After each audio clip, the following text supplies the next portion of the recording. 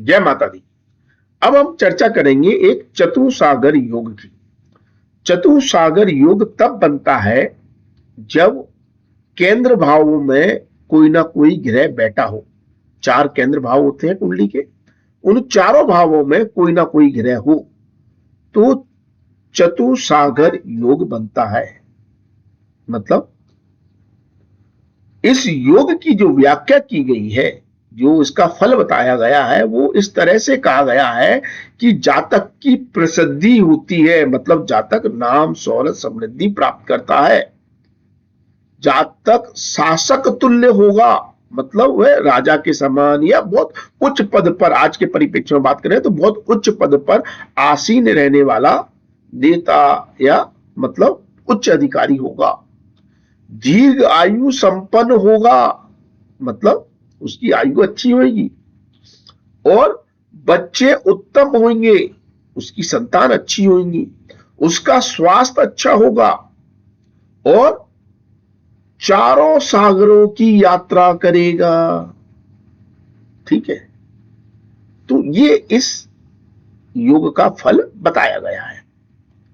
तो अब हम ये जानते हैं कि यह योग बनता कैसे है और इस महर्षि इस योग के बारे में जो व्याख्या कर रहे हैं वो किस तरह की कर रहे हैं, मतलब कैसे उसको हम समझने की कोशिश करेंगे। देखिए, महर्षि ये कह रहे हैं कि जो केंद्र के भाव होते हैं, ये केंद्र भाव होते हैं पहला, चौथा, सातवां और 10वां। इन भावों में कोई ना कोई ग्रह बैठा हो। ठीक है, और उन्होंने अपने सूत्र में ऐसी कोई गणना नहीं बताई है कि उसमें उन्होंने राहु केतु को ऐड किया हो। वो सिर्फ 7 ग्रहों की बात करते हैं, सूर्य चंद्र मंगल बुध गुरु शुक्र शनि। ठीक है, इन 7 ग्रहों में से कोई भी ग्रह यदि केंद्र भाव में बैठा है, या सभी ग्रह केंद्र में बैठे हैं, या 4 ग्रह केंद्र में बैठे हैं, मतलब 4 ग्रह बैठे हैं, मतलब हर ग्रह, मतलब वो 4 ग्रह एक एक भाव में बैठे हुए हैं। मान लो चंद्रमा यहां बैठा है, बुध यहां बैठा है, आपका वीनस शुक्र आपका यहां बैठा हुआ है, गुरु आपका यहां बैठा हुआ है।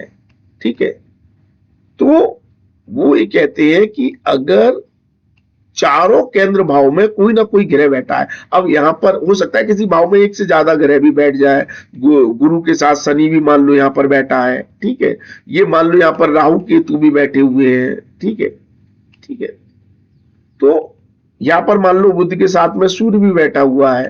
ठीक है, तो केंद्र के भाव भरे हुए होने चाहिए, मतलब केंद्र स्थान जो है वो खाली नहीं होने चाहिए, उसमें कोई ना कोई एक ग्रह होना चाहिए, या एक से ज्यादा ग्रह भी हो सकते हैं, और सभी केंद्र भाव में, सभी चारों भावों में कोई ना कोई ग्रह होना चाहिए। तो यह योग बनता है, चतुसागर योग बनता है। ठीक है, अब केंद्र भाव को इतना क्यों बोला गया है? देखिए, जो कुंडली के केंद्र भाव होते हैं, इस योग को क्यों इतना ग्रेट कहा गया है?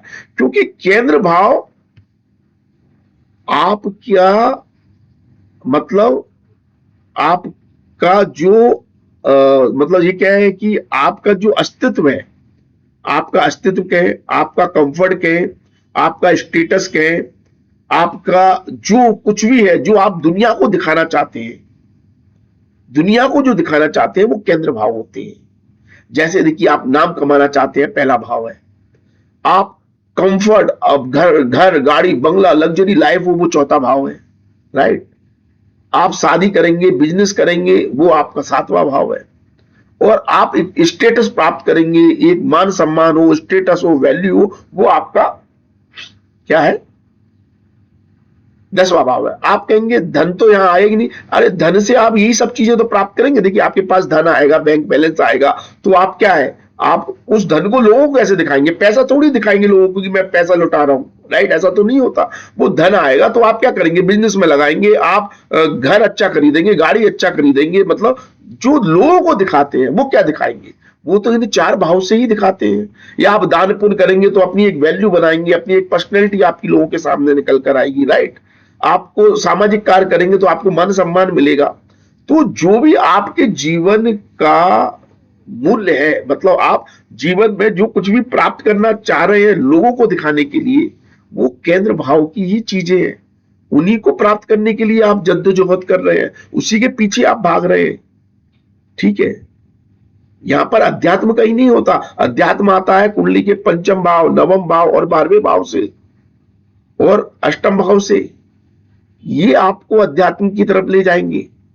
लेकिन केंद्र भाव तो आपको जीवन में वैल्यू देते हैं। केंद्र भाव की चीजों को प्राप्त करने के लिए आप अच्छी शादी हो जाए, 7वां भाव। ठीक है, तो इसलिए यहां पर जो ग्रह बैठते हैं केंद्र भाव में, वो आपकी मदद करते हैं केंद्र भाव की चीजें प्राप्त करने में।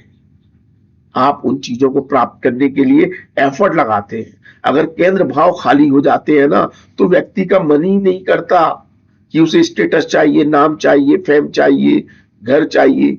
तो केंद्र भाव में ग्रह होना अच्छी बात है, इसलिए इसे चतुसागर योग कहा गया है। अब इस योग में महर्षि ये कहते हैं, इस योग की व्याख्या करते समय, कि जो दसम भाव में जो ग्रह होता है, 10वें भाव में, वो 7वें भाव के ग्रह से ज्यादा बलशाली होता है। दसम भाव का, केंद्र के दसम भाव में जो ग्रह होगा वो 7वें भाव से ज्यादा बलशाली होता है।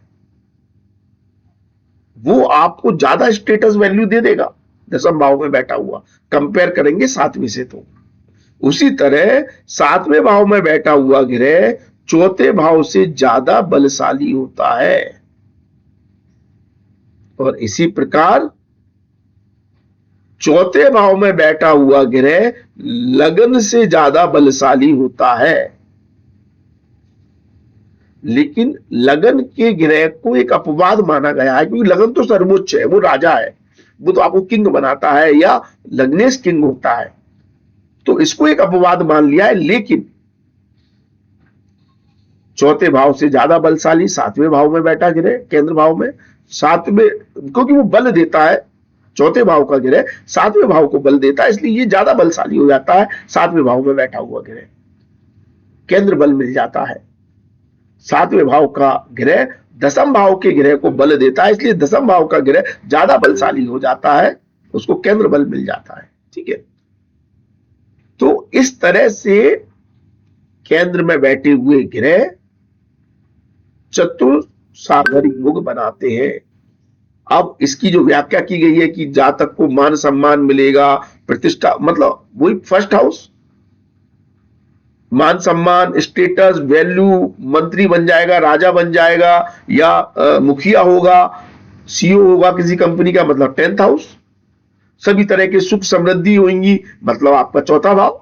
सुख समृद्धि, स्टेटस, मतलब घर, गाड़ी, बंगला, लग्जरी होगी। अच्छा धन अर्जन करेगा, व्यापार अच्छा करेगा, मतलब 7वां भाव। संतान सुख, दाम्पत्य जीवन अच्छा होगा, मतलब 7वां भाव। तो ये सारे सुख की यहां पर चर्चा की गई है, जो चारों भावों की। ठीक है, लेकिन क्या चतुसागर योग आपको हमेशा शुभ फल देगा? नहीं। ये योग आपके केंद्र भावों को बल तो दे रहा है, लेकिन शुभता अशुभता इस बात पर निर्भर करती है कि बैठे हुए ग्रह किस स्वभाव की है, किन भावों के स्वामी है। शुभ ग्रह है, पापी ग्रह है, शुभ ग्रह है तो किन भावों के स्वामी होकर शुभ ग्रह है, उस तरह से हम फलादेश निकालेंगे। ठीक है, होप सो आपको यह योग समझ में आया हो। अगर नहीं समझ में आया तो आप हमें कमेंट्स में बताएं। आपकी कुंडली में भी ऐसा कोई योग है तो हमें बताएं। ठीक है, बाकी हमारी ये सीरीज योगों की चालू है, और इससे आप जुड़ना चाहते हो तो चैनल को सब्सक्राइब कर दें, और हमें मोटिवेट करने के लिए वीडियो को लाइक, शेयर, कमेंट समझ करें। आज के लिए बस इतना ही, अगली वीडियो में फिर मुलाकात होगी। धन्यवाद, थैंक यू, जय माता दी, माता रानी आपका कल्याण करे। धन्यवाद।